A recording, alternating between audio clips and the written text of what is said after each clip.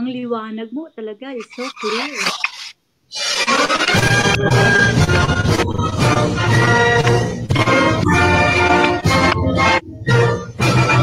May bagong sira, may bago ng buhay, bagong bansa, bagong bayan, sa bagong lipunan, nagbabago ang lahat, tungo sa paglalan, nagdating itagay, bagong lipunan.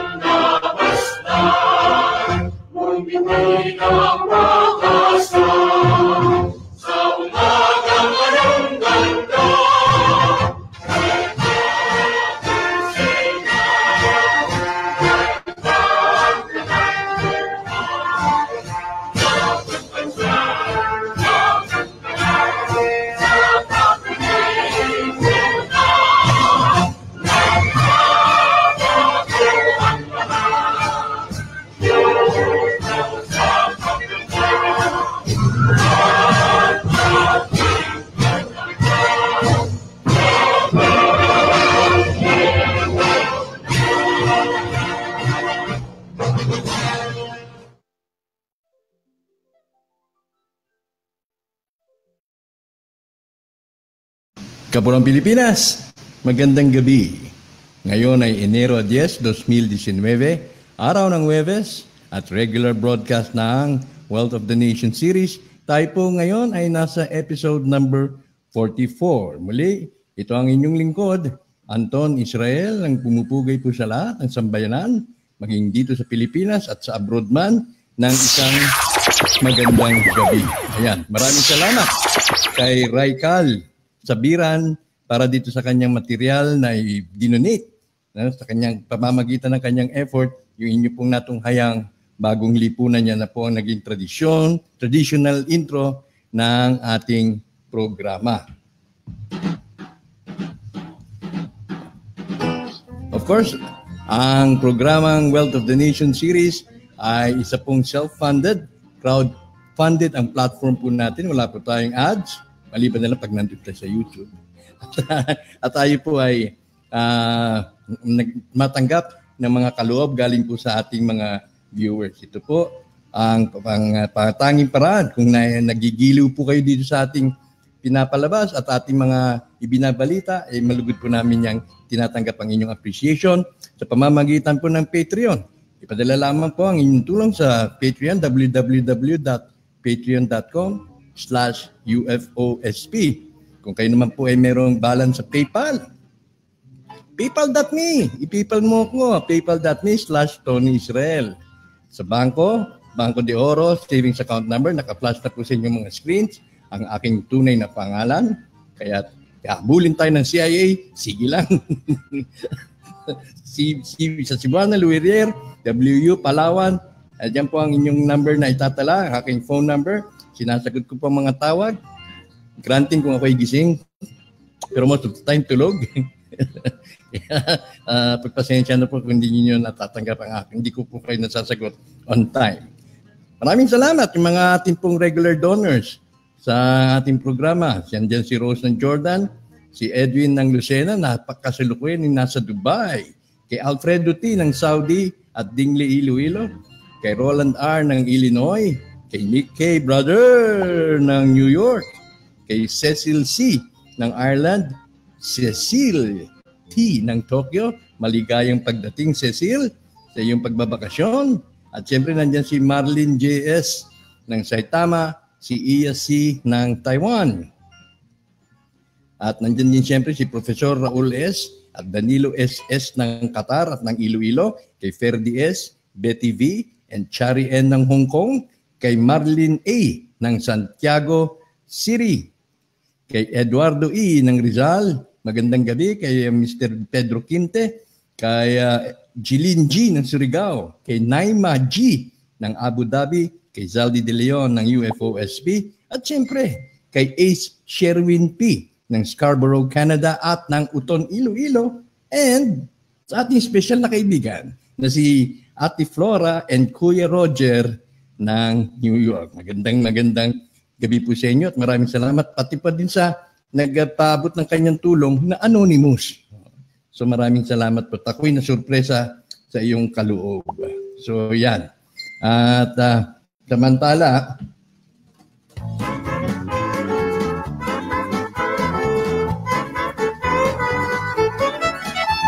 atin munang batiin ang ating mga early tuners. Ito po'y tradisyon na rin po natin ginagawa. Medyo mahaba-haba ito. At nandyan siyempre si ang kontrobersyal na si Netnet Jimenez, si Alan Milebo, si Raul Sionosa.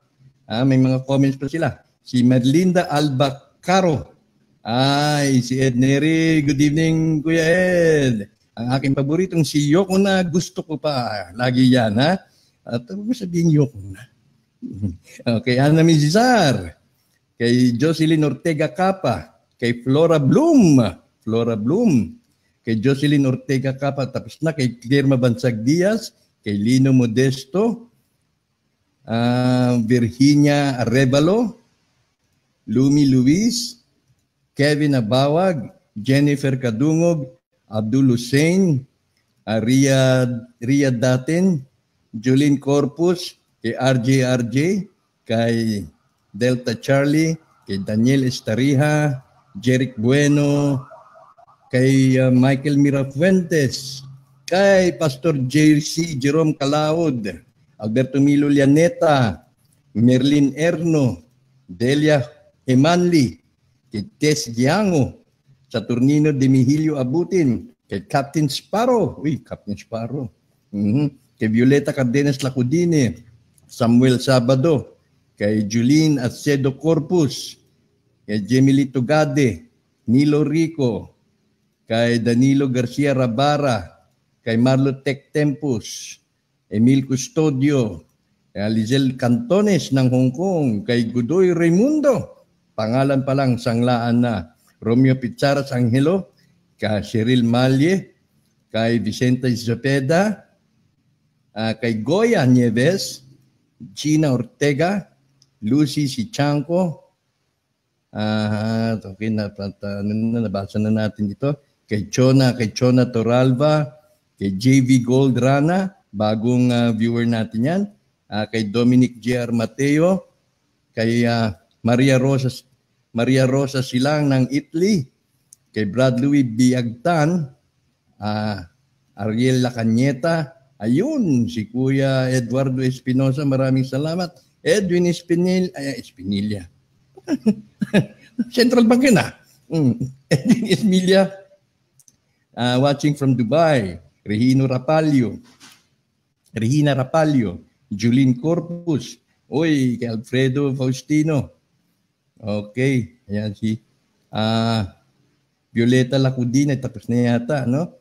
Kay Julene Corpus, si Gina Andel, Virginia Arevalo, kay Arwa Menak, Nancy Abaygar, Ireneo Magbanwa, Marijo Conanan, Sandelio Bians del Prado, Vanji Paraguas, Maylene Erasmo Balyosa, Marjorie Cunanan, Mila Drez, Elmer Valle, architect, malapit ka na mag-design, ha? Julene Acedo Corpus, kay Menesis Yapis, kay Goods Calidonio, Eddie Zamora, Alberto Milo Llaneta, Teresita Kibuyen, Aldrin James Sanchez, Nancy Sota, Nestor Escat Corpus, Aida Berhen, kay John Ovilia, kay Jenna Baliklik, John Nagit, John, Virginia Redvalo, kay J. Mark Gilbert de los Santos, Mario Gay, kay Branks Buwadi, Jericho Magbanwa, Anday Amelia, tapos na. Kay Marlene J. Sano, good evening sa iyo, Marlene. Kay Marilo Quijano Apiliado, Luela Abelia, Menesis Yapis, tapos na yata. Kay Linlin Apayar, good evening Linlin. Nelson Tidoy, Eva Esquilio Jimenez, Judlin Carriaga, Michael Tantangco, Kain Manong, Bren Alfafara, Linlin Pura, Anday Amelia, Tabeta Tolentino, Marjorie ko na tapos na, Fela Damha, kay Adrian Diaz, at siyempre, kay Jul Marie, maraming salamat Jul, kay Jeffrey Ahon, kay G. San, Jennifer Kadungog. Jennifer, masalamat naman at may text ka na. Hindi yung puro icon ha. Okay. Rendon Revi, si Sena Ilaw, Nerissa Joshi, kay Bien Sotelo Gabanes, at Reyra Flores, Elma Peralta, Caroline Crizaldo, dumadami, Carlos Magno Bautista, pasensya na muna sa ating panahon, ganyan talaga, no ha? Betty Agias Velasco, thank you, kay Cres Gahilonia, kay Jorgeline Pawig, Adrian Reyes, yes, ang ating Bulacan chapter ng Nicotine Consumers Union, kay Yang Amado, maayong gabi, Rosa Dominguez, Robinson Ramos, Lourdes Lagiman, Dario Castrense, Iya Carvajal, magandang gabi, salamat. Jai Saruca Rubiano, Jenny Limunti Agudo, Arwin Garcia, Mel Laconce, Leonita Resurrección, Margaret Benaventura, Jeffrey Ahon, di pa tapos, Elma Peralta, at sa ating kaibigang na Japanese, Evangeline Bahadi Gindap, Mela Conche, tapos na, no? Marjorie Cunanan, kay Emily Milienos, ayan, Catalina Bahamonde, Emilio De La Torre, Cyrich M, Carlito Pre, Jun San Jose, at siyempre si MB Bravo, maraming salamat. Esther Flores Mislang, April Santos, Hilda de la Cruz, Nilda Onghingdong Pogi, Tadeus Pendleton, Willie De Dios, Carmelita Verdida, Riza Reynolds, Romil Domins Ayrig, Jimeno Latoga, ang aking kaibigang mistiko, Sarah Jane Andrade Tayawa, okay, Aileen Poblete, Emmanuel Candelaria, Nelda Arquero, Naliza Delera, Evelyn Remando, okay, Lorna Biliono, kami tumatawag pa. Okay, sandali lang sa mga tumatawag at maraming salamat po dun sa ating ito, kay Raymond Nonatus. Ayan, okay. Meron tayong special na panauhin ngayon. Talagang nagre-rating kapag siya ang ating panauhin. Ha? Pero ngayon, first time siya makikita dito sa ating programa na face-to-face. Hindi naman kayayang maka-face-to-face ang isang napakagandang binibini. Okay. Pero bago muna ang lahat, nais ko po ipabalita yung naging post ko po dun sa Facebook. Ako po ay ipapasalamat nga pala ako kay Ross. Ninyo, ginawa niya ako ng tasa, yung aking logo. Ito yung rhombus na logo ng inyong lingkod. 7 planets dito sa gilid, 7 planets din sa kaliwa. Yan po ang aking logo at may planetang blue dito sa gitna. At binigyan niya ako, pinagkaluban ako ni Ross Martinez. Salamat sa iyo, Ross. At ito, yan, pinadala niya sa akin. Si Ross ay taga Balite, Aklan. Maraming salamat. At binabati ko rin yung aking mga bagong nakamit, no? Ako'y bumiyahe pa ho secretly. Although na ang kalahati ho ng purpose ko doon doon sa aking advocacy dito sa Smokers Group. No? Kalahati po ako'y pumasyal doon sa ating nagpaunlak na ipahawak man lang. Mahawakan ko man lang. Hindi ko akalain na yung aking tangan-tangan halagang $250 billion. Ito muna. Explain ko lang itong bagya. At ito ay ating unti-unting few installments muna natin ito. Itong hawak ko scroll ng Treaty of Versailles. Yung naka-scroll pala ito. Ito yata yung pinamigay para doon sa mga attendees. Hindi ko alam basta pinagkaloob lamang mo yan. Pakunan ko rin ng picture. So yan ang Treaty of Versailles na scroll, yung tube, at yan ang nilalaman. May mga historical datos ho yan. At yan po isa sa mga kasama doon sa mga kahon. At bukod dyan, ayan naman po ang titulo o 01-4. Titulo 01-4. May kikwento ko rin ho natin. Ayon po sa aking recollection kung paano po ito nagkaganyan. Yan po ay blueprint ng titulo 01-4. Ayon po doon sa nakausap ng inyong lingkod, kanya po itong ikiklaim. Yung lupain yan. Dahil yan daw po ang ibig ng dating Pangulong Marcos, walang squatter sa sariling bayan. Kaya nabalahura ho ang titulo 01-4.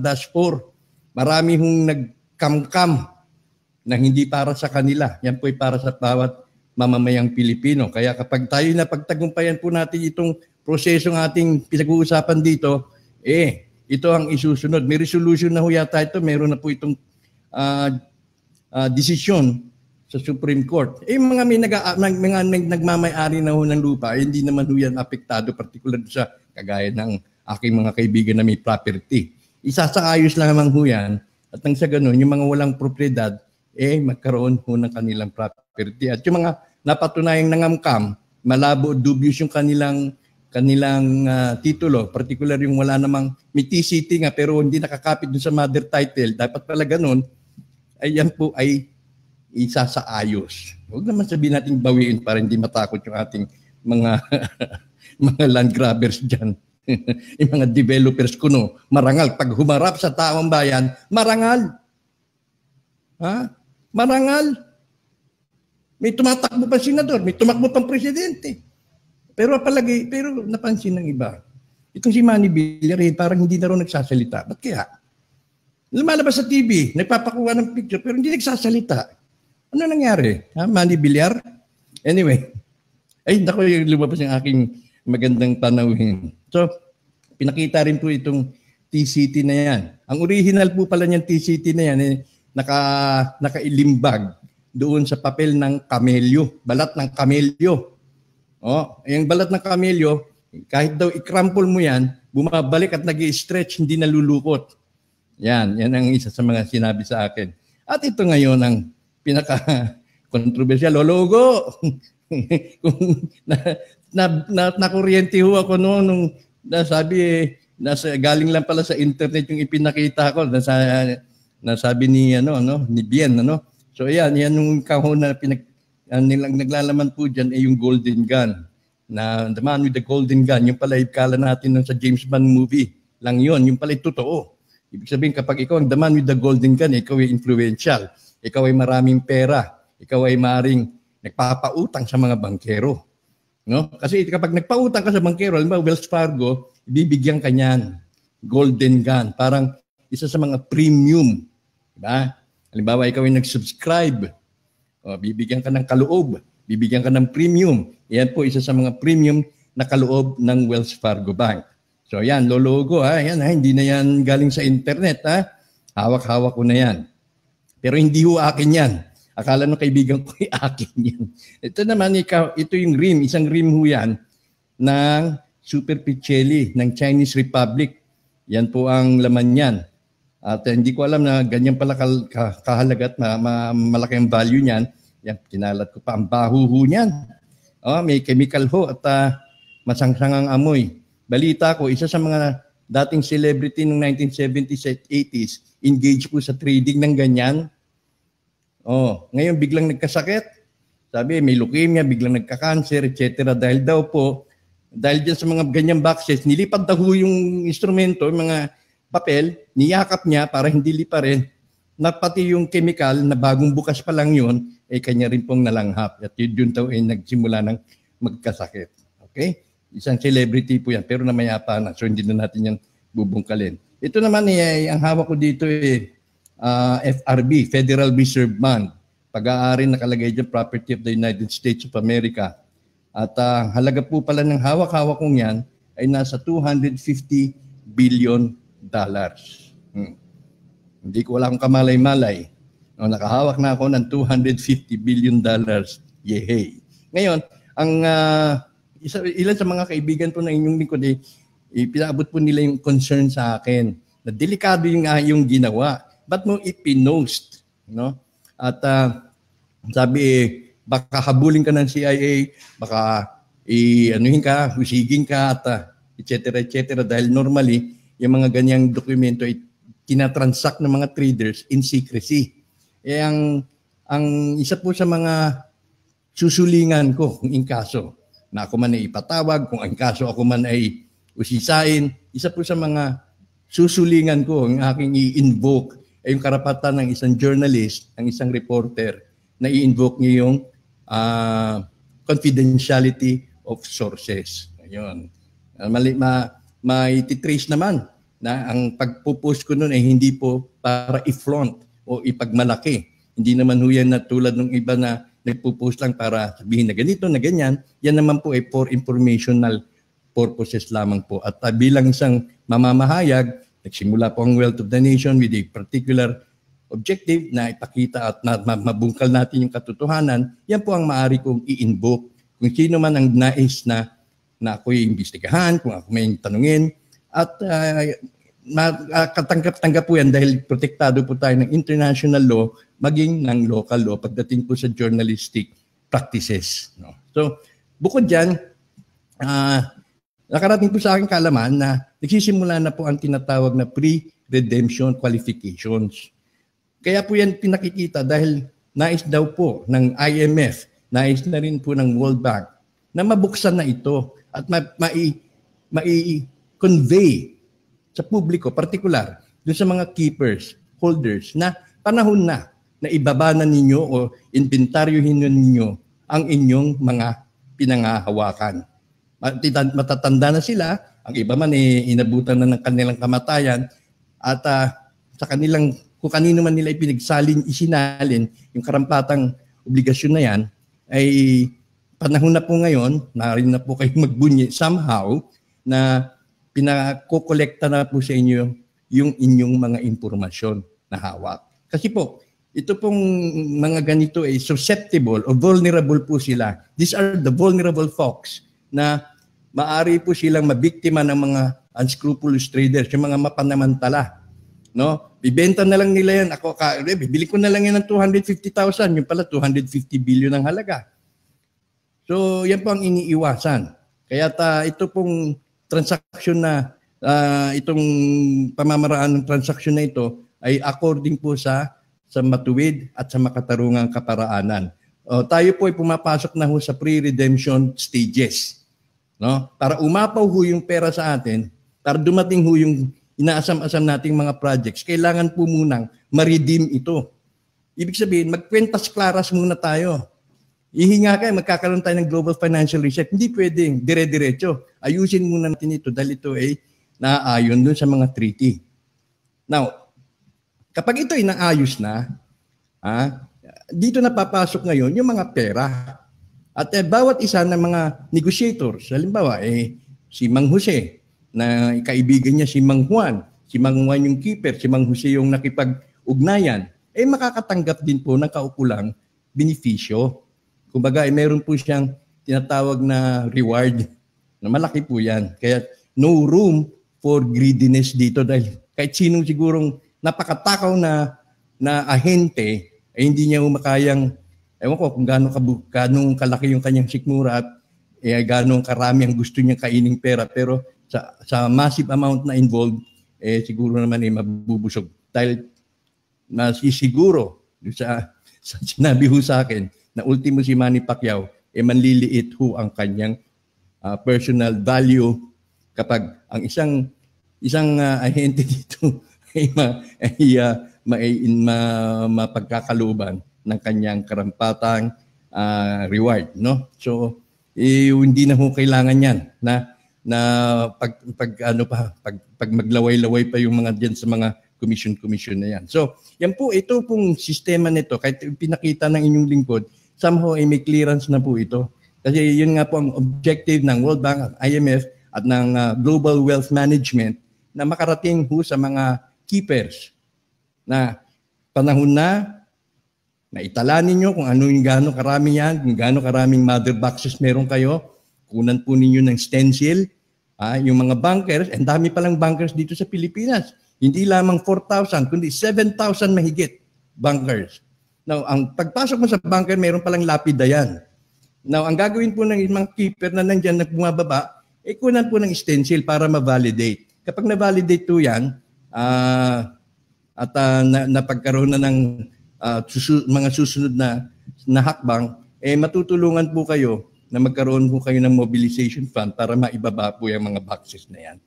Kayo po ibibigyan ng mobilization fund. Pero kailangan sumailalim pa po kayo ng validation at kailangan sumailalim po kayo ng mga interview para mapagkalooban po kayo. So, meaning, ito pong naging resulta po ng aking pagpunta doon sa ganyan, saan yan, pahagi na po ito ng positive news. Positive news, good news. No? At napansin na rin natin na kahapon yata nagbitiw na ang presidente ng World Bank. Dahil siguro, marahil, to give way. Dahil lumalabas na at lalabas na ang Pilipinas pala ay ang central banks of all central banks. Ayan. So, papalalimin pa po natin yung pagpapaliwanag na yan. Pero hindi po muna ngayon installment para manood kayo sa susunod na episode. Yan po muna yung pinaabot po sa inyong magandang balita. So, wag po kayo mahintakutan. Although na, of course, proceed with caution. Kung kayo man ay holder, kung kayo man ay trader, proceed with caution. Don't take my word for it na fully na hindi na kayo mag-exercise ng caution na magtatransact kayo hindi open. No? So proceed with caution. Gamitin po ninyo, mag-exercise po ninyo yung due diligence ninyo sa sarili ninyong kaparaanan bago po nanyo isaayos ang mga yan. Uunahin po ang Zimbabwe dollar, pangalawa yung super picheli, at yung isa pa Lauling, something like that. And mahina na yung memory ko. So bali tatlong commodities po ang uunahin pagtubos. Bakit po uunahin yan? Dahil kailangan po yan ng Amerika, particularly itong Zimbabwe, malaki po ang halaga niyan. Kailangan po ng Amerika dahil ang Amerika mismo ay mangungumission din. So yung commission na yan, gagamitin po yan na pambayad din po nila sa utang nila sa China. At gagamitin din po yan nila para ma-reconstruct yung kanilang pananalapi. So, dito muna po tayo. Dahil mahaba-haba po ang ating gabi ngayon. Dahil sa kauna-una ang pagkakataon, makakapanayam ko, makakasama ko po si Princess Elizabeth na namumulaklak sa kontrobersiya. Ang ating panawin kapag ang ating panawin ano yun? Talagang mataas ang ating rating. Magandang gabi sa iyo, Princess Elizabeth. Good evening, Kuya Anton. How are you? Good evening to all the viewers. I'm glad you could make it. Well, thank you so much for inviting me as well. Oo, kasi inimbitahan kita dahil naawa naman akong dami-daming dumadating na kumbaga smear campaign. Ginagamit na platform yung WOTN. Huwag naman kung ganun. Respetuhin natin. Yung sinasabi ng ito gusto kong itahat Ito ang gusto kong iparating. Respetuhin natin kasi wala pa ho naman talaga nakakaalam. Kung kayo meron din naman gustong i-convey, hindi naman namin kayo, wala naman gumagawa ng mga smear campaign para sa inyo, laban sa inyo Okay, kaya mga nice pong ibibigyan, gusto maganda na sa inyo na mismo manggaling. Dahil nga nakarating na sa akin, na may nangungulekta raw, na para daw na sa inyong pagdating, Supremo. Mabuti po sa inyo naman galing yan, Ma'am Elizabeth. Sige po. Ano yung question? Hindi ko narinig. Yeah. Kasi may mga nakakarating, may mga ugong-ugong, mga malisyosong usapin. Sabihin natin na kayo daw po ay nangangalap ng pera ni Supremo para daw bili ng t-shirt, membership fee, membership ID. Gano'n katotoo ito? In fact, okay. Nung narinig ko nga yun dun sa isang OFW members family namin, sinabi ho sa akin, nakarating sa akin yan. So sabi ko, ano ibig sabihin, sino yung grupo? Namin nag-check na ho yan right now na chinek nila sa Iloilo daw or Davao. Pero question, dun ho sa akin tinatawag na group and site ng The Chosen One Global. Kahit 5, hindi ho kami naniningil. Kaya kung sino man po yung gumagawa na yan, na ginagamit yung pangalan ko ho, wag naman ho ganun dahil hindi naman totoo yun eh. Saka pangalawa, lalabas din naman yung katotohanan, malalaman din. Tapos yung narinig ko na ginagamit daw na t-shirt, nagagamitin daw yung, lalagay daw yung pangalan ko pag sinuot nila, 600 daw. Hindi ko alam, I just heard about that. Ang masasabi ko na lang po, kung talagang mabuti naman yung gagawin nyo, pero hindi ko alam yung kung sino-sino yung mga gumawa na yun na grupo. Pero ang point ko naman po doon, kung makakabuti naman at ang inyong mga mission o yung intention ay maganda, baka ang pwede ko na lang pong masabi, Anton, pag dumating yung panahon na dumating na nga ako at nakasuot sila noon, i-reimburse ko na lang yung bawat isang bumili para hindi sayang na nagbigay sila. Pero in fact, I have nothing to do with them. I don't know about it. Hindi ko kilala kung sino yung mga grupo na yon. Tapos yung sinasabi na nangungulekta raw ng 3,005, paano magkakaroon ng ganun? Samantalang nandito ako sa abroad, tapos hindi ko ho alam. At ang alam ko ho, yung dalawang gumagawa na yon at merong umaatake sa akin, sasabihin ko na yung katotohanan, pag tinitignan ko yung profile nila, mga member sila nila TBM. Ito naman po panawagan ko. Lahat ho kasi tayo, merong mga kanya-kanyang we're all adult, we're all matured, may mga pinag-aralan tayo, alam natin yung mga ginagawa, tama o mali. Pero wag naman po tayong yung nagbabaksak ng tao. Wag naman tayong maninira, magsasalita ng diretso sa tao. Na sasabihin, may nagsabi, scammer daw po ako. Ano po ba definition ng scammer? Hindi ba ang scammer naging scam? Nandoloko. Ako po ba? Tignan nyo nga ho ako, kaya nagpakita na ngayon ako with my face. Sasabihin ko sa inyo, kahit 5, ayokong humingi. Meron akong over 3,000 members ngayon. They all know na we don't collect nothing, not even a penny. Dahil ang sinabi ng aking ama, ng aking dad, na ang foundation, ang totoong foundation na hindi nangungulekta kahit 5. Exactly, you're right. Kasi nandito tayo para tumulong at bigyan sila ng tulong. Bakit manghihingi kayo ng mga 100 pesos, 300 pesos, pababa ng pababa? Pero from the beginning, binibate ng mga grupo na to na mangungulekta ng 4,006 daw to become a member, ang pinapangako nila, Anton, yung wealth na darating. Okay? Nakikisabay sila.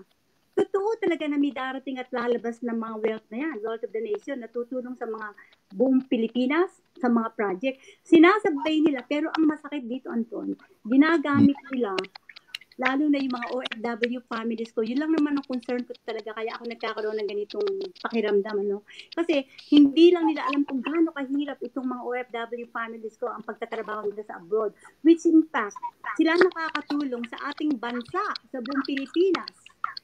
Yung pagpapadala na ng remittance, doon nagkakaroon ng magandang economy ang ating bansa. Millions of OFW. Imagine pag samasamayan mo lahat yan. Ngayon, dapat naman, isipin din natin kung sila pala nakakatulong sa economy ng ating bansa. Bakit naman sila inaagabyado at parang ina-abuse ng mga ng mga kung sino-sinong mga tao yan? Hindi na ako magbabanggit ng mga tao kasi hindi magandang magbanggit. Pero alam nila kung sino sila. Nagkakaroon ng lag lang tayo. Kung nakikita po ninyo, nagkakaroon po tayo ng lag. Teka. Nagkakaroon ng lag, no? Nauuna yung boses ka dun sa audio sa video ni Princess. Nais ko pong idagdag, no? Sa akin pong sinasagawang investigasyon, napag-alaman ko po na ang pamilya po ni Madam Elizabeth Ruiz may-ari po sila, mayroon po silang may-ari ng subdivision sa Cabanatuan, Nueva Ecija. Totoo po ba yun? Yes. Pero mas concern ako dun sa Hindi. sinasabing subdivision ng mother ko dito sa Pero ibig sabihin, Elizabeth Rodriguez dito sa Manila, dito sa Paranaque. yeah, hindi mo kayong kaya. Hindi naman Pero sasabihin. hindi, let's put it this way na lang, Anton. Hindi natin dito i-base kung saan ako saan ako lumaki, kasi remember, iniwanan ako sa isang lugar sa Nueva Ecija. Doon ako pinalaki sa Bungabong. Lahat ng bagay, ako man lumalaki, hindi ko alam kung anong naging pagkatao ko. Nagpapasalamat din naman ako dahil hinubog ako nung nagpalaki sa akin na maging mabuting anak, maging mabuting masunurin, mabait na estudyante at mga kaibigan ng aking mga kapwa kababayan o classmate. Ang point ko doon, magandang pamilya naman ang aking kinalakihan. Lahi ng Kahuko, lahi ng mga Kastila at Italiano. Kung tutignan mo sa kanilang mga family, Kahuko, sa Bungabong, may mga pangalan din sila. Pero hindi na yun ang point eh. Ang point, siyempre, alam ng magulang ko kung saan nila ako iiwanan. In fact, kamag-anak din siguro yun sa Spain, ano? Ibig ko sabihin, sa mga ano na yan kasi, kumisan, bakit mo susukatin? Bakit mo bibigyan bakit mo i-judge ang isang tao kung saan nanggaling? Tama, aminin ko, nung lumaki ako, tinrain talaga ako parang military, Anton. Bakit? Yun ang bili ng aking tatay, ng aking father, na i-train yan bilang military. Kahit ako pinapalo sa puwet, Anton, yung whip of the horse sa belt. Pero hindi ako yung parang pinapalong sinasampal na talaga minamaltrato. No, military train nga sa puwet. Pero doon ko nalaman kung paano maging diretsong bata, paano maging tao, paano makisama. I survived. Nadaanan ko lahat ng paghihirap na yan. Kasi pag pala tayo bilang tao, meron ka palang gagawing role later sa mundo. Dumadaan ka pala, Anton, sa lahat ng mga pagsubok. From the time you grow up, when you're going to school and everything in your life up to date. Meron tayong dinadaanan na trial, sakripisyo, yung mga hardship in life, mga lahat. Kailangan malusutan natin lahat yan. In fact nga, dinadaan ng tinik, hindi basta tinik, Anton, na yung parang tinik lang na yung wood, tinik na metal. How can you survive to that? Yun na nga nakakalungkot. Talaga kung dito sa social media, meron campaign against you. Below the belt naman. So, yan ang aking din na yung mga followers mo, sila mismo ang nag-ano sa akin, dumulog na mabigyan ka ng pagkakataon na makapagsalita at sa ganun, maklaro itong mga issue na pinakakalat, negative regarding dun sa mga advokasya mo, sa mga nais mong ipadama sa mga kababayan natin. So, yun na nga, mangyari lamang doon sa mga nagpapakalat. Huwag naman ng ganyan dahil hindi naman tayo nagbibiro dito, ano? Saka parang sinisira na nila yung karangalan ko. Pero alam mo kasi, Anton, ganito lang ang paniniwala ko, no? Sinasabi ko rin to lagi dun sa aking mga OFW families. Kung sa bagay, kung ikaw ang hinahamak, inaapi, inaalipusta, pinababayaan ko na lang sila kasi alam mo, ang mga panlaban sa mga ganyang klaseng mga tao sa mundo, dahil hindi naman tayo perfecto, may mga taong mga ganyan talaga, negative, mga may sasabihin sa yung masama, they talk about you. Alam mo kasi yung mga taong nagsasalita rin, they're not really talking about me, they are talking about themselves. Kung titignan mo ang personality nila, the way they talk and the way they yung magpukol sila ng mga buzzer, yung lalabas sa kanilang bibig. Diyan mo nakikita ang isang tao, ang pagkatao ng isang human being. At sa akin, sasabihin ko na lang na ang pinaka-best weapon ko sa ganyan, Anton, yung ikika nga, to succeed to my mission and still be kind to them. Kasi ang aking kasing sagot yan, success and kindness. Pag yan ang binigay ko sa kanila at hindi pa good enough, wala na akong magagawa. Bahala na lang ang Diyos sa kanila kasi ako siguro talaga mapagpatawad akong tao, mapagmahal ako. Sabi ko, bago nila ako i-buzzer ng ganun, kilalanin muna nila ako. Kausapin muna nila ako pronto. Magkita kami anywhere. Kung talagang available na at okay na ako, I'm ready to face them. Kilalanin mo muna ako bago mo ako siraan. Kasi baka kulang pa yung sinasabi mo, dadagdagan ko pa. Because I believe that telling the truth is the best, or honesty is the best policy. My whole life is open. Nung in-interview mo ako dati, nasabi ko yung mga bagay na delegate na hindi dapat sabihin on the air. Pero lagi kong tinatanong din, Diyos ko po, gabayan niyo po ako, tama po ba? Kasi yung mga nagsasabi sa akin, sasabihin, paano daw ako naging prinsesa, ganito, ganyan. Bakit? Hindi mo naman kinakailangan akong tawagin prinsesa. I don't want no one to call me that. It's up to you from your heart if you feel that I am a princess.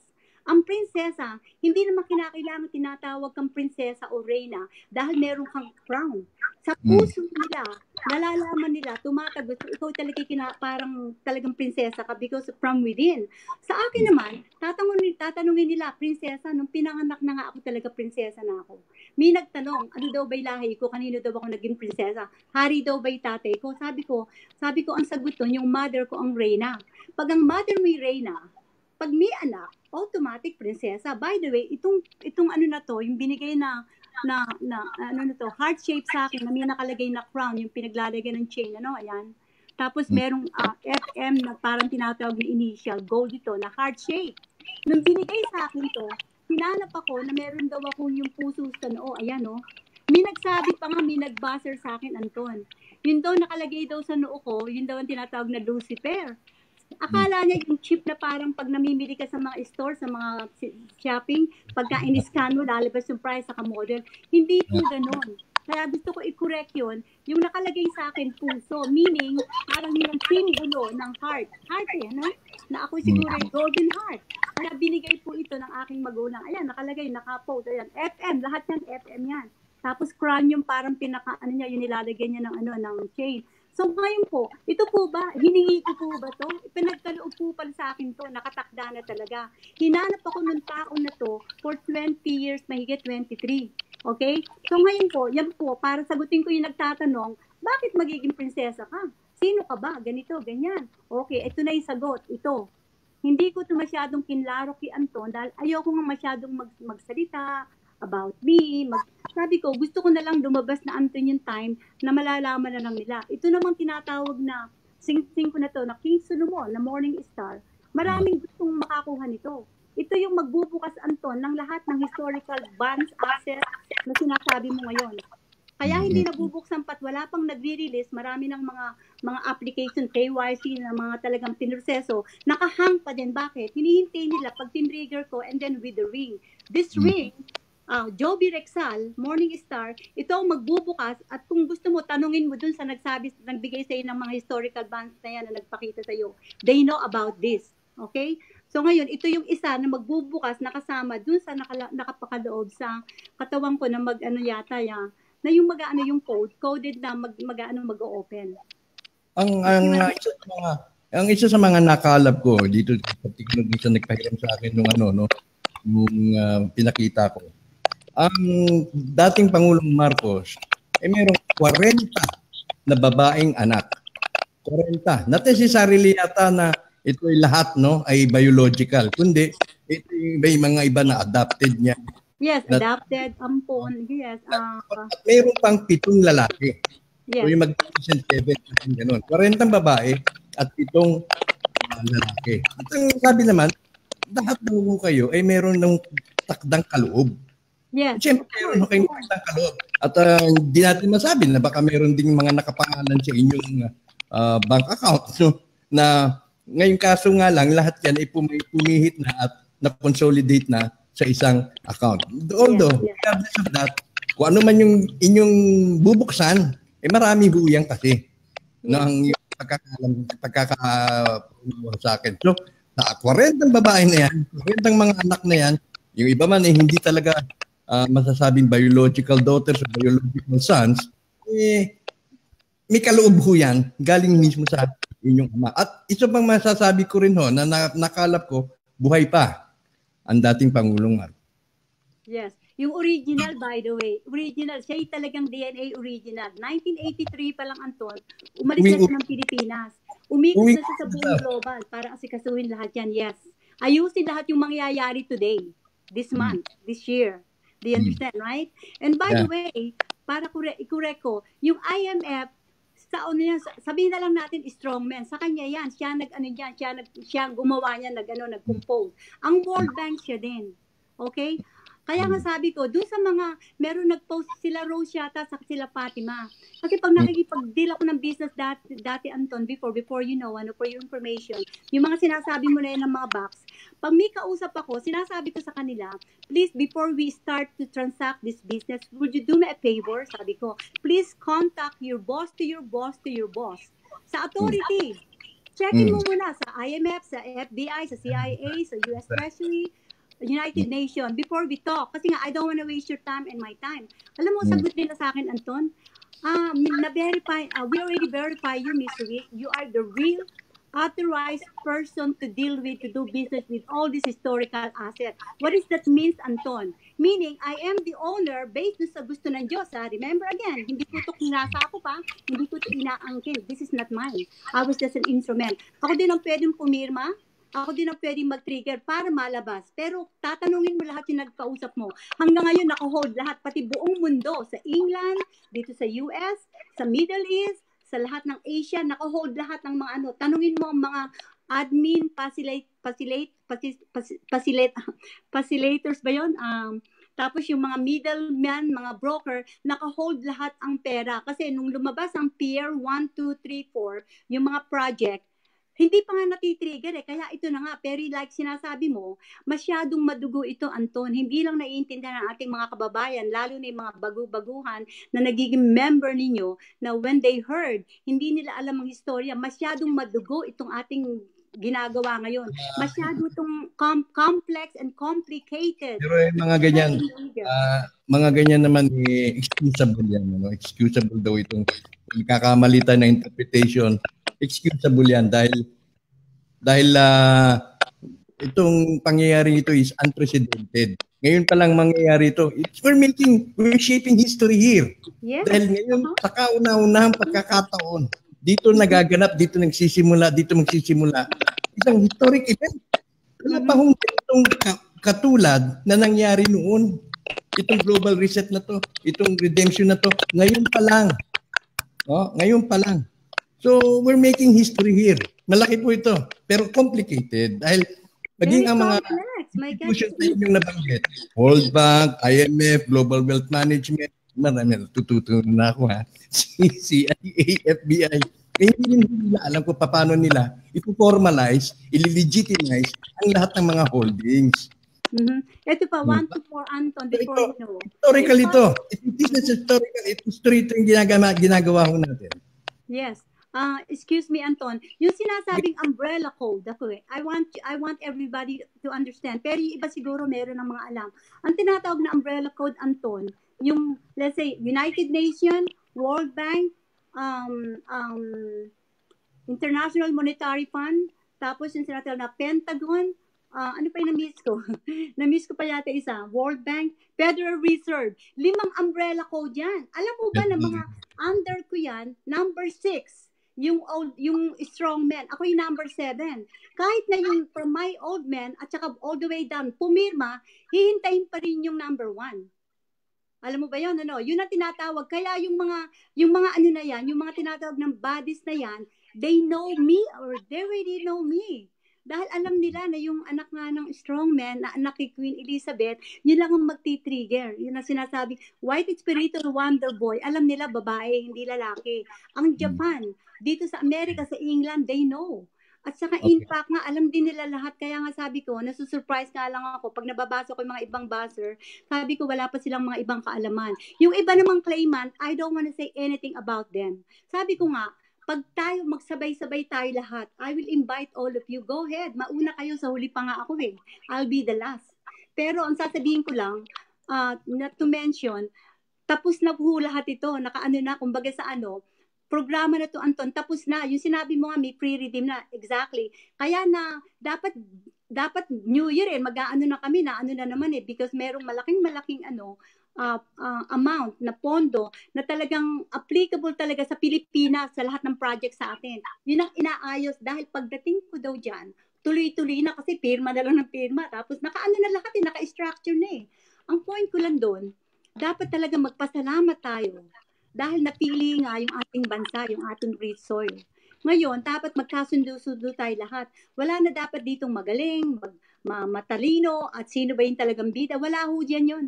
Magkaisa-isa ho tayo lahat. Laging sinasabi ng mga members ng Wealth of the Nation na babasa ko, magkaisa daw, magbago na daw. Wala pa ako nakikitang masyadong ginagawa nila. They talk but they act differently. Ano ginagawa ko ngayon? I'm trying to be humble with humility, taking care of the problem with my OFW families para gagawa na tayo ng mabuti. Ang gusto niya, magpakumbaba tayo lahat at pagmamahal at wala ni mga competition. Magkaisa. Sundan na lang natin yung mangyayari. Ano ba yung susunod na mangyayaring kabanata? And we have to be all positive, Anton. Hindi po pwede ang me negative. Dahil yung mga negative, yun ang nakaka-hold sa mga holy, sa mga spiritual. Kung naririnig ako ng mga spiritual holy, yung mga kontrabid at negative, nakakasagabal, nakaka-delay, totoo yun. Kung lahat tayo positive, tuloy-tuloy, smooth, it will be so fast. Kasi ready na tayong tanggapin eh. Hindi pa ready yung tanggapin lahat. Negative pa yung mga iba dyan, kontra pa lahat. Paano ibibigay sa atin ang paano ibibigay ang blessing? Yung essence nga ng grupo natin na group page sa Facebook, wala naman tayong legal organization talaga, na nagkakalat ng member. Pero ang essence nga nun, ma-expunge, lumabas yung katotohanan in a proactive way. Hindi yung, may mga iba kasi nasa denial stage ngayon. Yes. Halimbawa, hinubog ako, pumasok ako sa ilusyon na siya ang aking hari, na siya ang aking reyna, na siya ang aking prinsipe, na siya ang aking prinsesa. Now, pumasok siya sa ilusyon. Tapos nabasag yung ilusyon, pilit nilang niririmatche, pilit nilang tinatahi uli yun. Kaya nasa denial stage po yung iba. Yes. So, sad to say. Kasi ang punto natin, hahanap natin yung katotohanan, kaya nakikita natin yun. Ngayon, ang punto nila, ma-recoup yung investments nila. Yung itinulong nila dun sa kanilang hari, tinulong nila dun sa kanilang reyna, mukhang nakakalabuan dahil lumalabas dito sa programa na mayroong ibang mga personalidad at hindi yung ating sinuportahan. So, nandun mapasok ngayon yung denial stage dahil malaki na ang nailagak nila, naipondo doon, malaki na ang napuhunan nila. That's right. And they cannot handle the truth. In fact, ito na example, Anton, lahat tayo, we all love by Lord Jesus Christ. Pero tanungin ko kayo, from the beginning, alam natin yung story niya, di ba? Hindi ba tinatuwa siya na walang naniwala sa kanya na ako'y anak ng Diyos? Hindi ba sinabi ni Lord Jesus Christ? May naniwala ba? Sumusunod sa kanya? Kundi pa sa nagpakita ng miraculous na talagang ako nga talaga'y holy at ako'y anak ng Diyos. Hindi pa naniwala, tapos ako pa. So, I don't expect everyone or all of you to believe me. Pero sabi ko, ang katotohanan darating and we have to accept it whether we like it or not. The truth will always set all of us free. It will come soon. Kaya nga malakas ang loob ko, dahil sabi ko nga sa iyo, Anton, nasa akin naman lahat ng baraha, alas pa, tapos diamond pa eh. You see what I'm saying? I have all the A's. So, I don't have anything to lose. Pero ang naaalawa lang ako, tumatagal, nadidelay, yung mga taong mga talagang umaasa at nahihirapan na. By the way, speaking of talagang Pilipino, yung talagang mga talagang totoo, na hindi mga hipokrito, ang mga tunay na Pilipino na dapat makatanggap ng mga biyaya na to, wag naman sana masasakta iba, yung mga number 1, yung mga taga-bundok. Bakit? Yung mga nagbantay na binigay ang buhay at pawis at dugo nila, hindi kumakain once a day para mabantayan lahat ng mga wealth niya sa buong natin, buong island of the Philippines, kung sino man sila. Maraming salamat and thank you so much, okay? Pangalawa, yung mga OFW families ko na nagbigay ng kanilang mga hirap at dugot pawis na nagpapaalila na nakakatulong sa ating ekonomiya na remittance nila sa Pilipinas. Hindi nila nare-recognize yun. Yun ang itinataas ko, Anton. Pangalawa, yung mga indigent families sa Pilipinas, yung mga squatter, nakatira sa tubig, nakatira sa ilalim ng tulay, natutulog. Yan ang talagang mga tunay na Pilipina. By the way, tunay akong Pilipina dahil hanggang ngayon, 44 years na akong green card holder, permanent resident. I'm still a Filipina and I'm so proud to represent and be a Filipina. Proud be ang Pilipino yung flag natin. Kasi ang mga American citizens na nagpupunta rito, dinudura ng flag ng Pilipinas. Dahil pinalit na nila Amerika. So ngayon, sabihin ko sa iyo, sino ang mga hypocrite ang mga tao?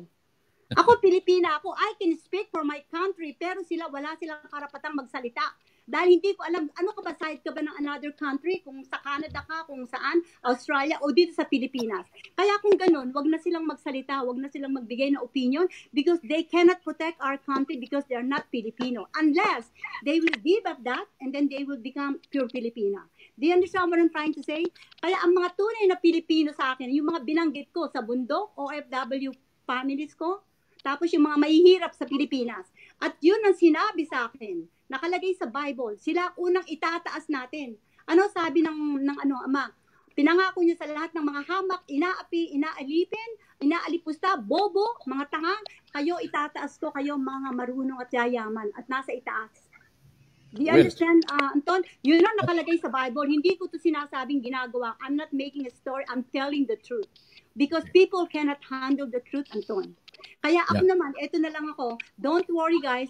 I would not gonna even be affected to everyone's comment or whatever you have to say to me. Because it doesn't matter. Even the whole world is against all odds about Elizabeth.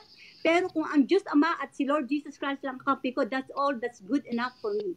And I'm doing my job to help to make a difference to all human mankind. Sa ano na lang sa loob ng mayroong ang iba, no? Palagay na natin, let's set the scenario here. Na parang sa loob na bibigay sa inyo, sapat na ho, sobra-sobra pa ho yan para ipamahagi nyo rin ho, hindi tayo magagampanan ninyo yung adikain. Now, kamusta na po ang progress? Yung DNA ho pala, di ba dati may napapag-usapan natin kayo mag-undergo ng DNA testing, no? Delikado ho pala yun kasi may nabalitaan ako, may mga iba na napapatay.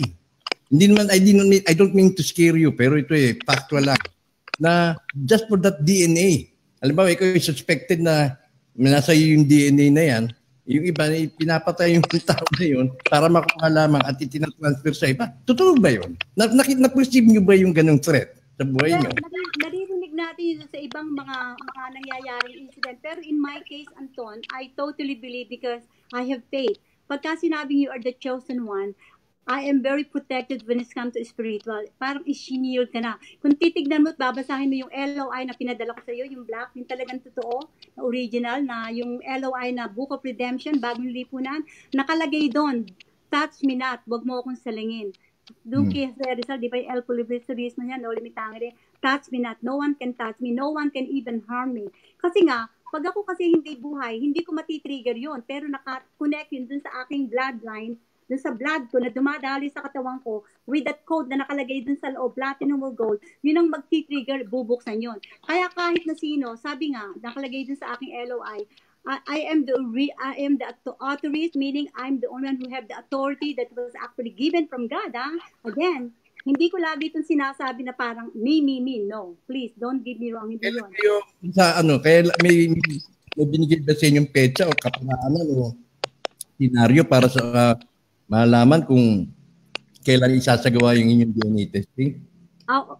Are you talking about my yung DNA testing po ninyo, meron bang test pa, i-undergo ba kayo ng DNA test? Hindi na binabanggit, hindi na sinasabi ng ano ko yun, ng father ko yung gano'n.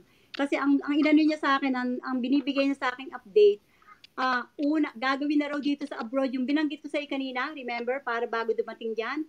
Tapos yung pag nag-trigger na, kasi ang mga magulang natin, alam nila kung sino ka talaga, kung sino yung hinahanap. Ikaw ba kung may anak ka? Hindi ba alam mo kung anak mo yun o hindi? Hindi na kinakailangan ng mga yung DNA. Siyempre, titignan sa'yo yung mga yung mga bagay na, yung pambubukas, yung magti-trigger ba? Yung mga naghanap sa akin, yung nagbigay ng sing-sing at saka nung necklace ko, chinek nila ako talaga na ako talaga. Do you understand, right? Pero doon sa sinasabi mo na gagawin nila, hindi ko pa pwedeng masasabi ang talagang proseso or gagawin. Basta ako, pagka dumating sila, tinintay ako kung ano gawin. Pero definitely, meron silang private doctor niya, tapos yung parents ko, 3 sila, saka ako, 4 lang kami. And then at the same time, gagawin na nila kung ano dapat nilang gawin sa akin. Pero ang alam ko kasi, right now, ang paghihirap na nararamdaman ko, yung mabigat ang aking katawan. My left leg is 150 pounds. My right is 150, my stomach. Parang ang feeling ko, 350 pounds ako, pero I'm only 110 pounds. Imagine ha. So, yun ang aking pinagdadaan ng sakripisyo. Pero pag na ano na daw ako, natawagan na nila ako, then they do whatever they have to do. Para lang gumising ako, Anton, tapos nawala na yung pamimigat. Parang I will back to normal.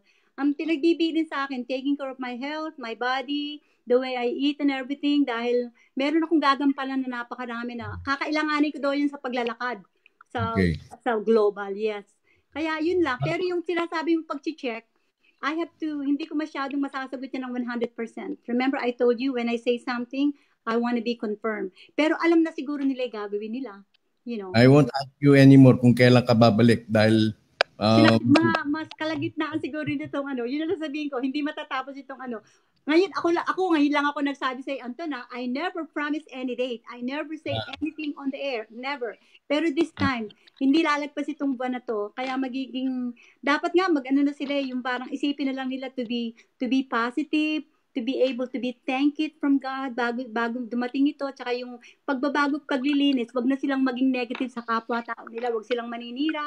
Maging ano sila, yung bang magpasalamat dahil bansa nila, tapos Pilipino kayo. Dapat ganun eh. Wala na talaga yung mga kontrahan eh, di ba?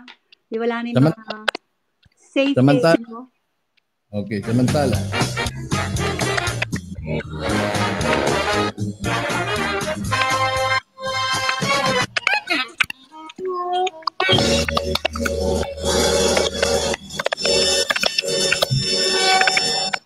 Binubuksan natin ang aking messenger.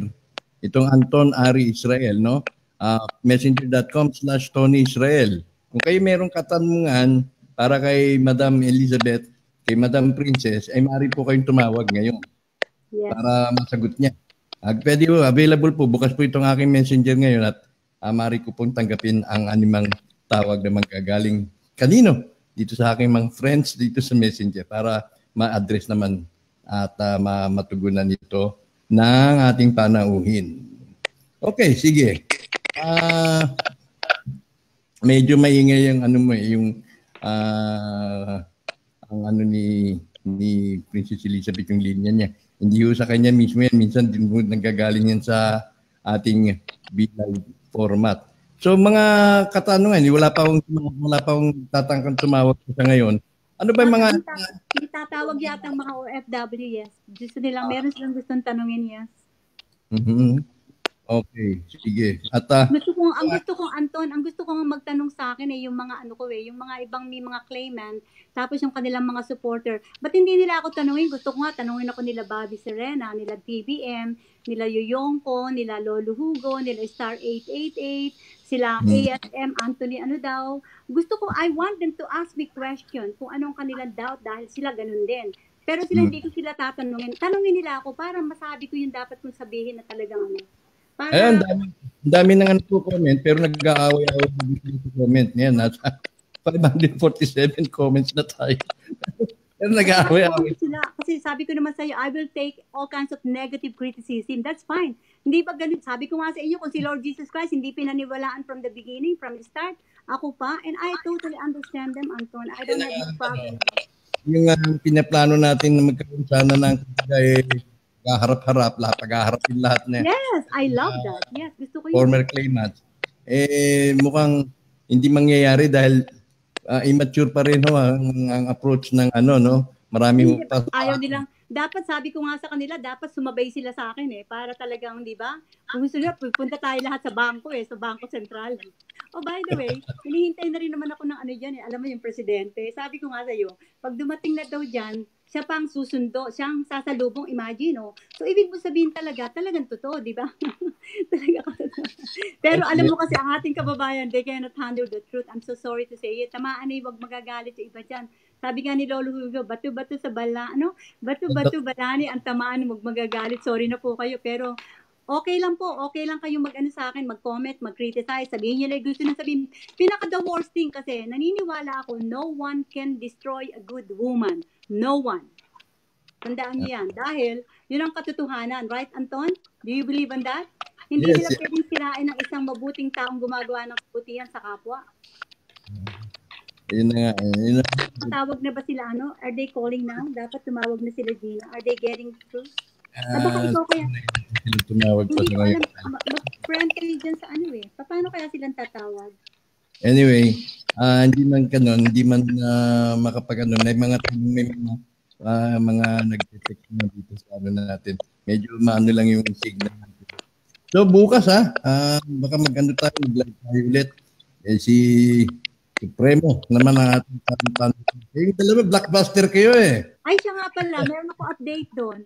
Itong weekend, darating na yung bansa ng Japan at saka nung Germany. So sabi ko kay Supremo, aba, para yatang timing yan kasi nga, maghihintay na sila sa amin kasi a couple of days naman, darating naman din. So parang kasi, kailangan din yatang i-trick. Pag pinirmahan kasi, meron silang hinihintay dyan, meron silang dapat na Japan and Germany, oh. Wala pong makapasok sa yung mga sa messenger dun sa aking mga dun sa OFW family. Okay. Parang yan, baka yan ang Tatawag sandali May kaya lang nag-score naman. Ituloy mo kaya, Ma'am Flora Bloom. Flora! Sige, yan kausapin mo siya. Tuloy mo yung tawag mo. Ako na siguro tatawag kay Flora. Yes. Ikaw na tumawag, Antonias. Para magkasalamitan kayo. Kay Flora Bloom. Balita ko malaki daw ito na gastos noon eh.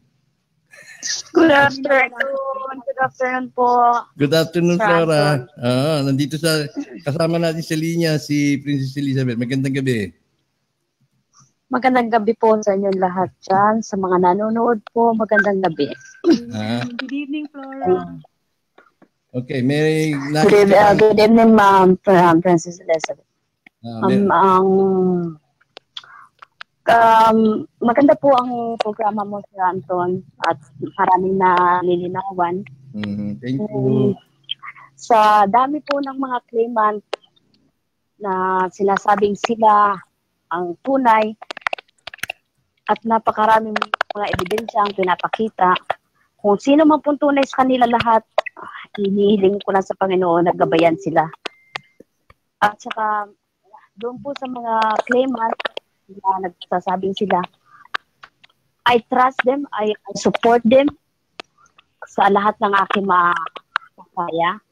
Kung oras, kung financially, open po ako sa kanila. Pero ang kahiling ko lang po, wag naman po silang mag-away-away kasi may mga kanya-kanya po silang mga hawak na ebidensya.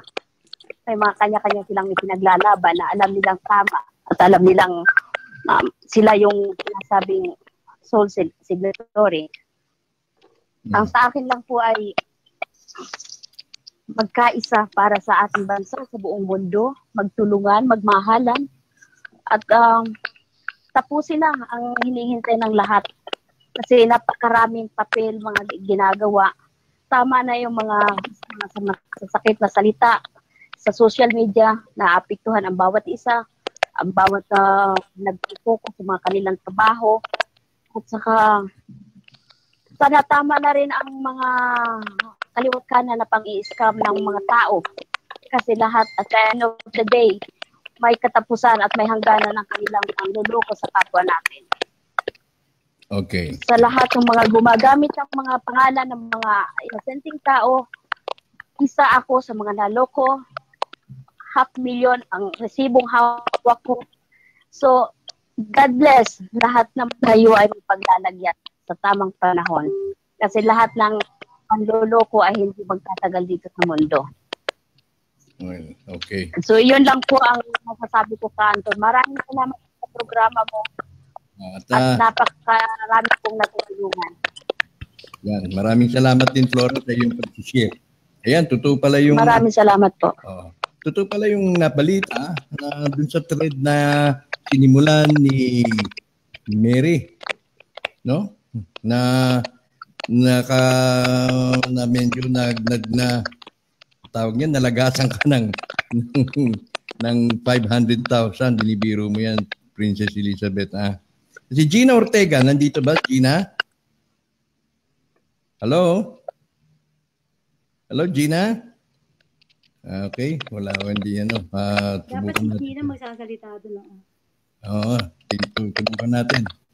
And na-miss call Ay, siya. hindi ba nabanggit ni ni Flora Bluma na yung company sila na gano'n nagbigay ng maraming Hindi na siguro. Hello, Gina. Ay, yes sir. Hello po. Yeah, magandang gabi. Hello po, Ka-Antot. Yes, magandang gabi. Nandito si Princess sa kabilang linya. Yes, hi Gina. Good evening. Well, good afternoon sa iyo. Hindi po, ma'am. Magandang gabi, Pilipinas, at sa lahat ng mga sumusubaybay at nakikinig sa WOTN. Okay, sige. Pahayag mo lang yung mensahe. Sige po. Gina. Yes, pa. Yes, sir. Medyo huwag mo na basahin. Sabihin mo na lang. Sabihin mo na lang. Sige, Gina Ortega po. Ako po from Norsagaray, Bulacan. Kasalukuyan po nagtatrabaho dito sa Saudi Arabia bilang isang pagpapalaga ng batang ulit sila.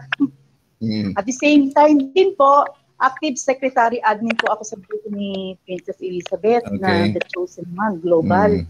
Under po ako sa team ng Middle East. Nag-start ang grupo po namin last December 27, 2018. Kailan lang po. At sa ngayon, may 1,800 members po na po kami. Onliner and offliner combined. Ang layunin po ng aming grupo na ito ay tulungan ng mga kababayan nating OFW, lalo na nga po dito sa Middle East at sa Hong Kong. Ang members po ng The Chosen One ay nahahati po sa dalawang kategorya. Una po yung mga type of OFW na nasa urgent emergency situation. Gaya po na nakakaranas ng extreme abuse like rape, mambubugbog, at yung mga kasong dumarating na sa puntong suicidal. Mahirap yan. May bata po ako, pasensya na po. Sige lang, okay. Sa pangalawa naman pong kategorya, ito po yung type ng OFW na moderate situation. Sila po yung mga klase ng OFW na kaya pang pagtiisan yung mga hirap dito, gaya ng homesick, depression, iba kulang sa pagkain at sa tulog, yung iba naman, nagtatrabaho pa ng kanilang mga amin sa iba't ibang bahay. Okay, sige. Gina, hindi ko na ilalagay yung sarili mo sa compromise, ano? Baka nakakagabal tayo sa trabaho. Sa susunod na lang pagkakataon kapag medyo maluwag-luwag ka na. Maraming salamat. Sir, sabi lang po. Pwede po, ibigay ko na lang yung ano po yung tanong ko kay Parky Princess. Sige. Sandali lang po. Okay. Okay, ma'am. Ma'am, may mga OFW po tayo sa citizen dito sa abroad na hanggang ngayon po dito nagtatrabaho pa rin. Ano po ang plataforma ninyo para sa mga 60 years old above OFW? Kasi po ay napauwi na ninyo dito sa Pilipinas. Okay, sige. Gina, okay ha? Sige ha, para hindi ka naman malagay sa alanganin. Sasagutin ninyo Baby Princess. Okay, thank you so much. Okay, sige, bye-bye. Okay. Sasagutin ko ba yun, ano? Dapat lang. Yung tanong niya mga senior citizen na magpasangga ngayon, nagtatrabaho pa sa Middle East. Anong plano mo sa mga senior citizen na yan? Okay, pag napauwi na natin yung the ones na yung mga OFW 60 years over na pauwi na sa Pilipinas, syempre mga citizens na yan, di ba?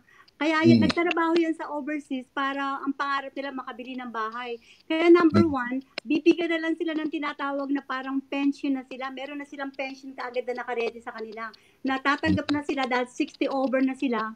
Bibigyan pa rin sila ng bahay na hindi na sila magbabayad paid in full, house and lot. Tapos meron silang mga medical. Tapos meron silang parang food stamp na matatanggap every month. Yung parang voucher. You know what I'm saying? Na and then yung kanilang electric at yung ganyang mga libre na. Bibigyan sila ng mga, hindi ko pa masyado sure kung magkano kanilang magiging pension o allotment, but it can be good to make them comfortable. Para bang yung paghihirap nila sa ibang bansa, panahon na para naman sila makalasap ng magandang buhay sa kanilang mga sarili at saka to be with their family and everything like that. You know? So yun ang inaano ko sa kanila, ang aking platform sa mga senior citizens. Pag dumating sila ng pauwiin muna sila, we will take care of their expenses, etc. Then they will give them a pension or allotment monthly. Tapos yung bahay, meron sila paid in full na yun dahil senior citizens na sila, di ba? So natupad na yung pangarap nila, yung kanilang matagal nang inaasam. And then medical, and then yung mga food, and then utility. Ngayon, kung halimbawa naman, yung mga ganong edad, gusto pa nilang meron silang gawin dahil sometimes the more you move, sanay na sila, di ba? Pwede silang bigyan ng mga sarili-sariling mga maliit na negosyo o negosyo na gusto nilang gawin. Ayan. That they can be able to do up their own, they have more time with their family, and then they can do it on their own time and such. Wala nang magdidiman at mag-uutos. Parang sila na ang boss ng sarili nilang business or something na they have to do. Or they can work with my foundation later. Dahil kasi lahat kasi ng pauwiin, magkakaroon ng programa dyan sa Pilipinas, Anton. Alam ko may naka-alat na sa mga OFW allotment plus. On top of that, kung ano ibibigay sa akin na parang tinatawag na mana ng aking magulang, especially my mother, na sobrang-sobrang na naitulong ko sa lahat ng mga OFW families ko global. Talagang tutulungan ko sila. Sila talaga ang dapat na itataas natin talaga. They all deserve it to have a good life. Kaya ibig sabihin yan ay manggagaling mismo sa pamana na hindi Yes. Hindi ko ito masyadong iano dun. Yes, correct. Kasi nga, yung sinasabing mga program na yan, baka hindi ko alam, hindi ko magaganit yan na right on the spot. Pero itong mga OFW, instantly they need help. Alam ko, pag nakita ako ng aking magulang, meron na sila ibibigay. Yung mismo sarili kong mana, I will do that to help. Kasabi nga, isi-share ko yan eh. Isi-share ko, hindi lang para sa akin yan. It's not only for me. And of course, kung may tatawag pa, kasi meron pa kaming issue, yun namang mga 59 years old, Anton, under, yung mga 59 years old under na hindi senior citizen, di bumalik na sila ng Pilipinas, right? Sila naman, bibigyan ko sila ng allotment na for 1 year, habang hinihintay yung mga job opening doon sa mga gagawing mga projects sa atin, di ba magkakaroon tayo ng mga opening, right? So doon natin sila ilalagay. Habang naghihintay, meron silang allotment for at least year. Ngayon, kung gusto nilang gumawa din ng maliit na negosyo dahil maging busy sila habang naghihintay, tutulungan ko pa rin silang magkaroon ng maliit na kung ano dapat nilang gawin. Halimbawa, mag-business sila, mga 200,000 ng umpisa or whatever, nagagawin nila for themselves. Meron din silang bahay. Bibigyan ko sila ng kailangan talaga yan, Princess. Kailangan mo talaga ng may sarili kang opisina na may staff ka, mag-handle niyan. Magkakaroon sa Pilipinas. Yes. Napakahirap po niya. Hindi meron na naka-structure na, Anton. Kaya nga nag-gather ako ng 4 na team sa buong global. Meron Team Pilipinas, Team Asia, which means Asia, yung mga Asia, Team Europe, including South and North America, and Team Middle East. Bawat isang archipelago na yan, meron silang 4 to 8 people na nagtatrabaho dyan. They can handle it. They will be trained completely, yung gagawin nila. Kaya may tumatawag, baka isa yan sa Linlin Payar. Linlin, nandiyan ba? Linlin, yes. Okay, si Princess nasa kabilang linya. Mukhang may mag-iisip. Sige, Linlin, go ahead please. Hello, Linlin. Hello, Lin. Linlin. Nawala si Linlin. Baka ikaw ang pwedeng tumawag ulit.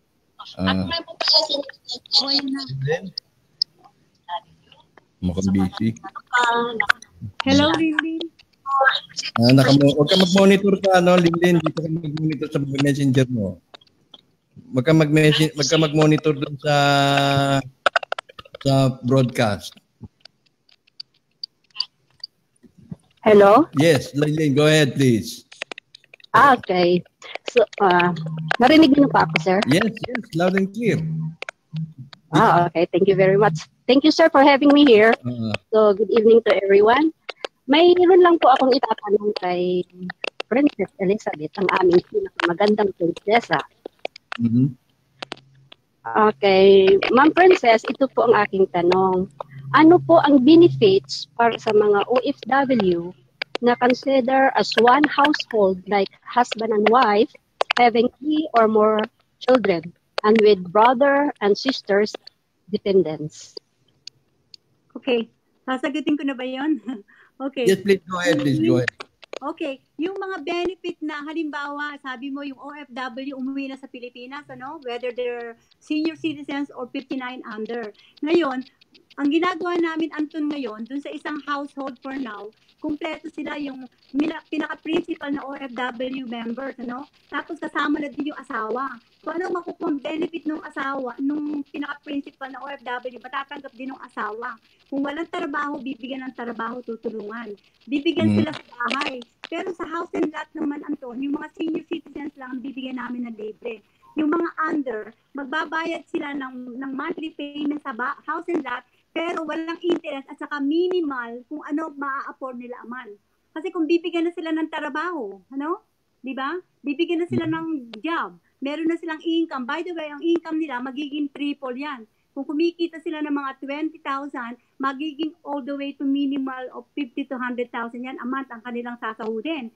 Tapos pagka yung bahay, binigyan sila, magbabayad sila kasi we're trying to teach them to be responsible na nagbabayad sila monthly with no interest para they will be proud na everything that they have, they work hard for it.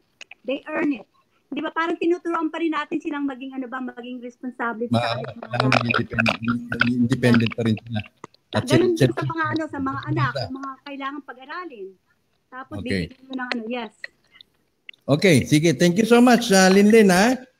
Thank you, sir. Okay. Sir, pwede akong invite. Sige, please go ahead. Saglit lang. Please go So, on. I invited you all guys. If you want to join us, you are all welcome.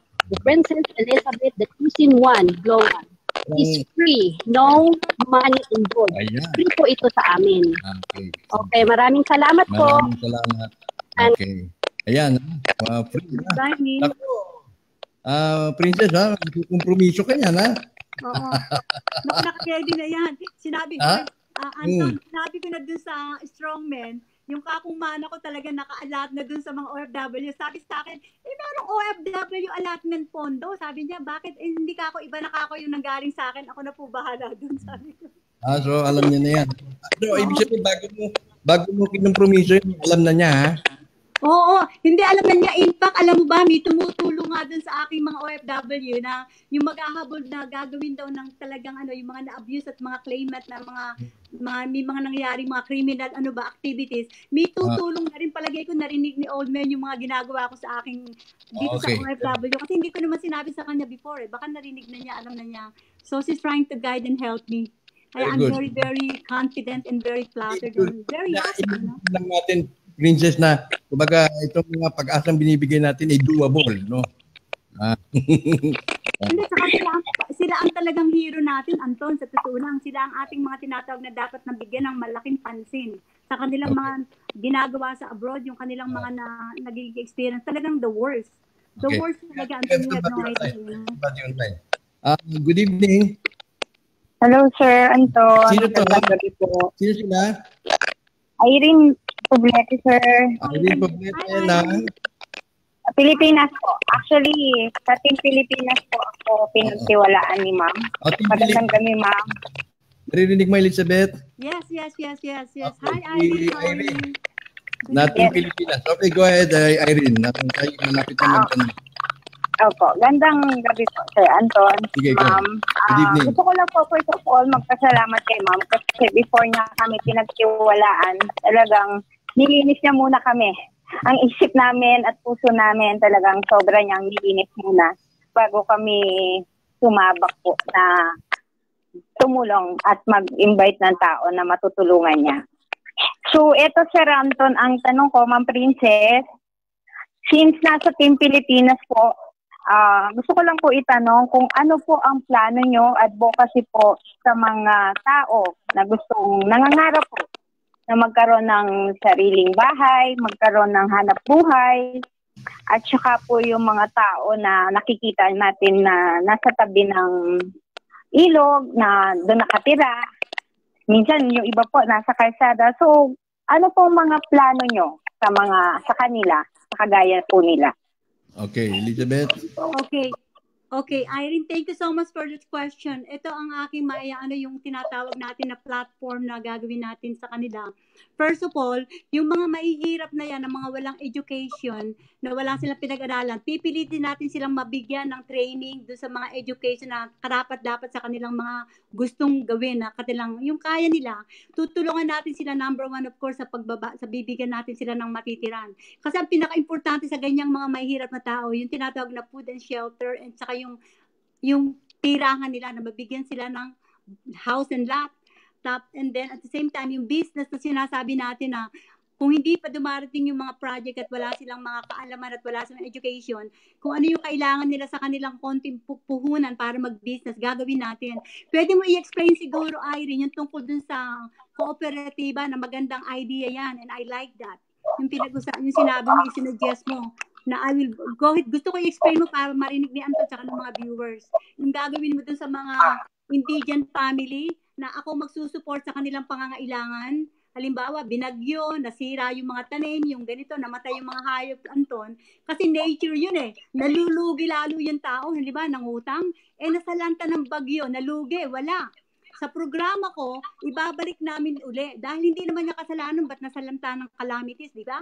So, bibigyan namin uli ng puhunan. Ganun lang naman yun eh. Kailangan, paano magkakaroon ng pag-asa yung tao, nabaon na sa utang, tapos nasalanta pa ng bagyo. Di, bumaon na ng bamon, uutang na naman. Kaya hindi sila nakakabangon. So, go ahead.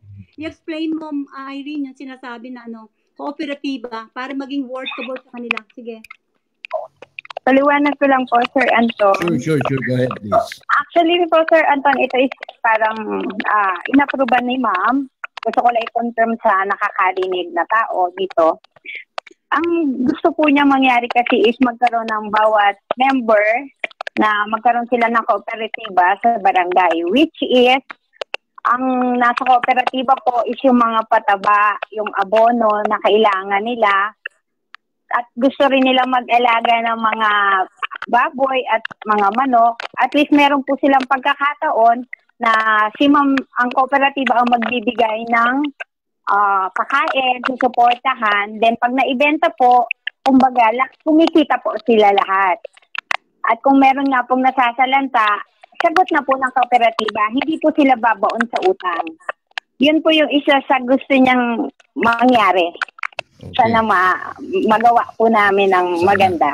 Oo. At ang pera, bumagyo ng pera. Pero pinagwawarningan pala tayo na ito mayroon pang baka may wave ng mga pagsubok na manggagaling pa sa taas. Yung mga paglilinis, yung cleansing pala, hindi lang yung personal. Baka manggaling mismo dun sa taas yung cleansing. Kaya mag-ano lang tayo, let's prepare, no? At maganda yung inyong pinaplano yan. At kapag lumabas naman ng perang yan, sigurado there'll be enough for everyone. Ha? Okay, thank you. Yes. Thank you very much. Thank you po. Okay, Okay po. Thank you po. Sige. Yan si Irene ng Team Pilipinas ni Madam Elizabeth. Ma'am Elizabeth, okay. So we only have few minutes left before we end this program. Sure. Ayan, narinig na natin ang iyong mga plataforma at nananalig naman tayo na talagang nakausap ko nga pala, may nakausap ako si certain Mr. Victor Cañete. Ito kaugnay din sa plano ninyo na magkaroon ng tinatawag na backyard industry, no? Mag-alaga ng manok, mag-alaga ng baboy. Hindi mo na kailangan bumili ng manok, hindi mo na kailangan bumili ng baboy, hindi mo kailangan bumili ng mga gulay. Dahil ikaw na mismo magpro-produce nun. Yes, So, ani mo pa yung pera kung tutusin, makaka-survive ka na. Doon pa lang sa mga programang ganyan. So self-sustainability, konting sipag lang. Sa Biblia nga nung sinabi kay Eva at Adan, sinabi doon kay Abel at Cain, o ikaw Cain ikaw ang in-charge sa agraryo. O ikaw, Abel, ikaw ang in-charge doon sa pangkahayupan. Ganun lang kasimple. Ako tayo naniniwala na nandito ang Hardin ni Eden. Ganun lamang ang programa. Buhay na tayo at masaya na tayo. Hindi na natin kailangan sabihin pa na kailangan ko mag-abroad dahil dito ng pamilya. Hindi yun. Kailangan mo magtanim, kailangan mo mag-alaga ng pangkahayupan. Nagpo-provide ni Princess Elizabeth ang mga binhi, mga biik, mga chicks. Bigyan mo.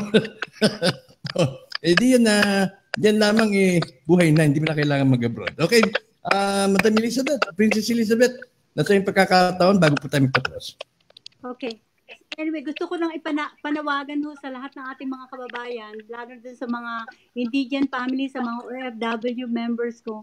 Ang lagi kong sinasabi, ito na yung pagkakataon na dapat natin linisin ang ating mga sarili. Kamukha nga na sabi ni Irene, nalilinis ko na sila by just talking to them and giving them all my messages. Na ibig sabihin, yung pagmamahal at pagpakumbaba, pagpapatawad, magtiis kayo kung ano nangyayari sa atin ngayon. Hindi, dahil mahal na mahal ka tayo. Kailangan malagpasan natin lahat ang ating mga trial at mga hardship sa buhay.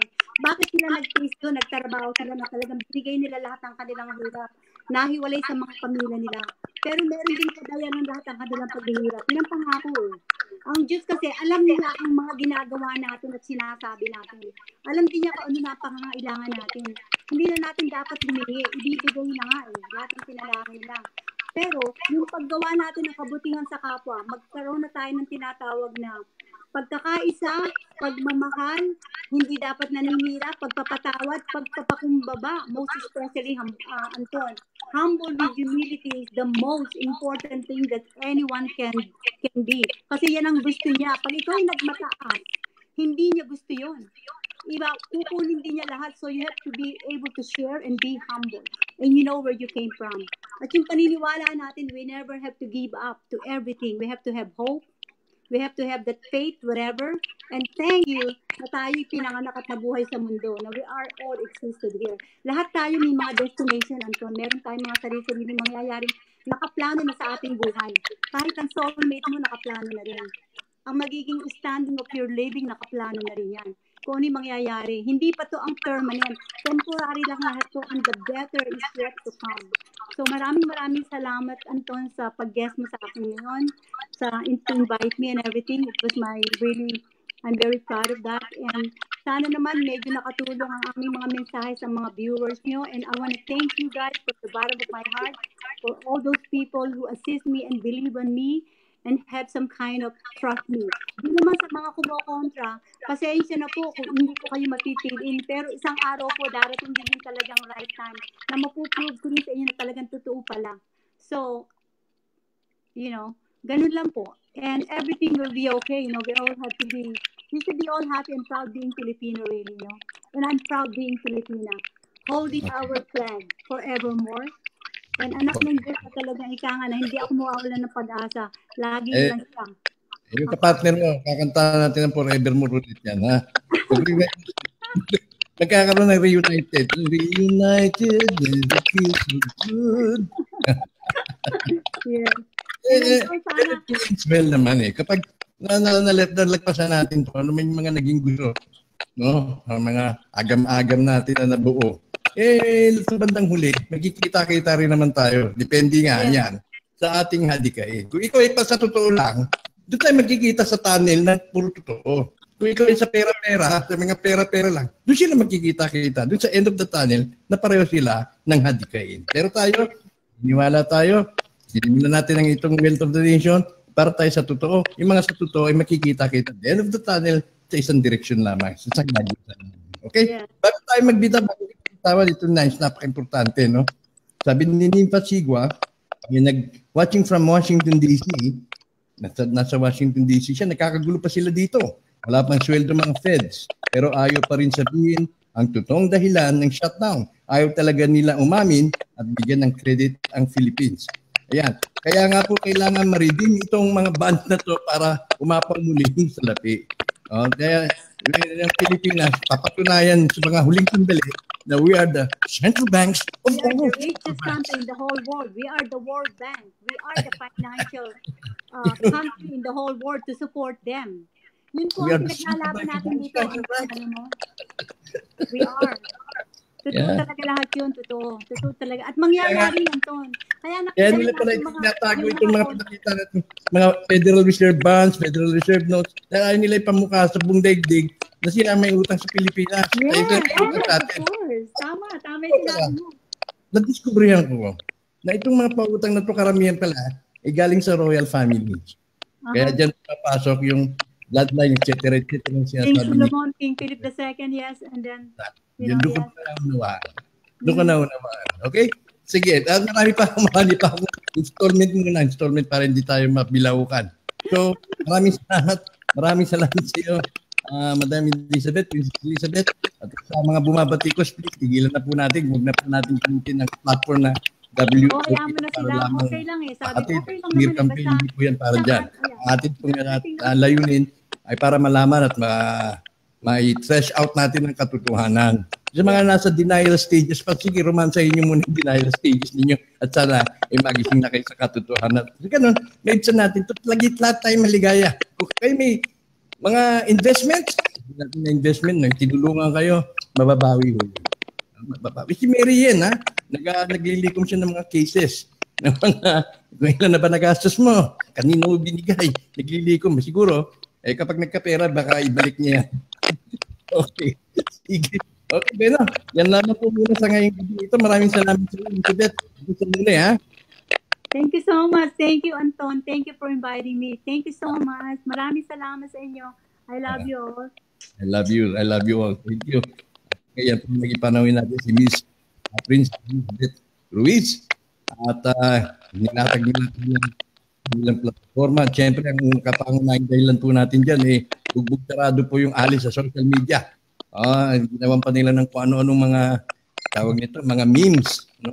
Na hindi naman ho dapat, hindi naman ho marapat yung gano'n.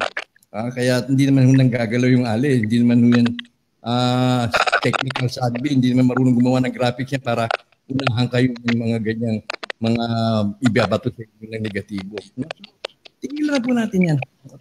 Kung kayo man nagkamali ng inyo, wala pong kasalanan, wala po kayong kasalanan. Talaga kung nagkamali tayong lahat, nagkamali ho dahil itong pangyayari nito, inuulit ko, unprecedented, wala pang roadmap, wala pang blueprint na dapat sundin. Wala ho ito, hindi ho kahit sa tanong nyo yung mga bangkerong prominente, hindi ho nila alam pa ang mga kalakaran, maliban lamang siyempre dito mga involved directly. So, ito yung unprecedented. Kung tayo nagkasala, nagkamali, pinalaman po natin yan.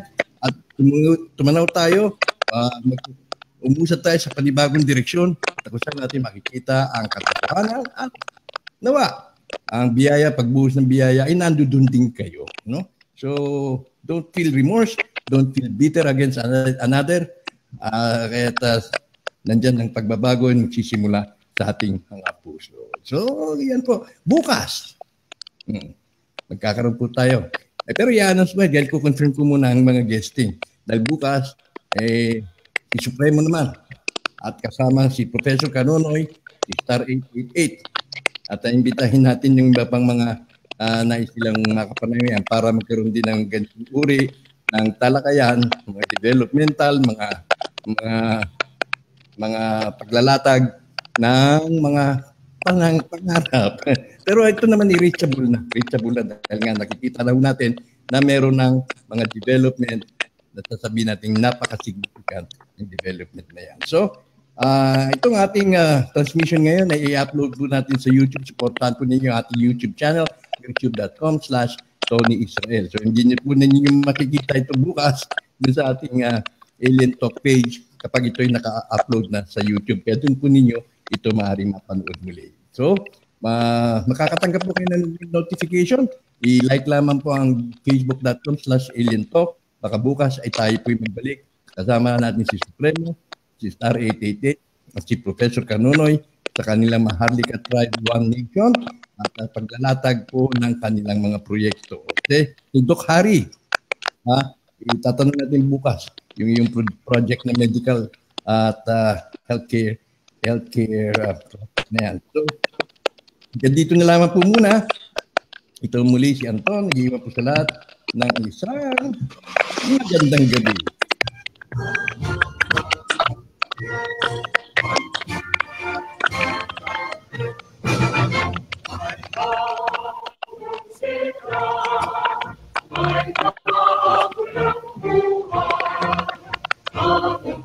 Ang